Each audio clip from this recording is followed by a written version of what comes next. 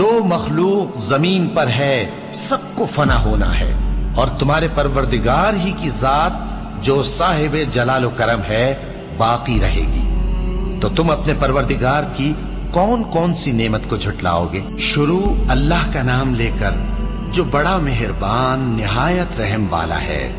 وہ جو نہایت مہربان ہے، اسی نے قرآن کی تعلیم فرمائی، اسی نے انسان کو پیدا کیا، اسی نے اس کو بولنا سکھایا۔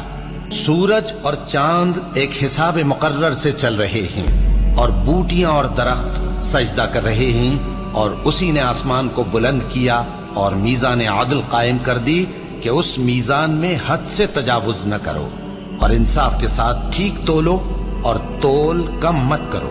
اور اسی نے خلقت کے لیے زمین بچھائی، اس میں میوے اور کھجور کے درخت ہیں جن کے خوشوں پر غلاف ہوتے ہیں، اور اناج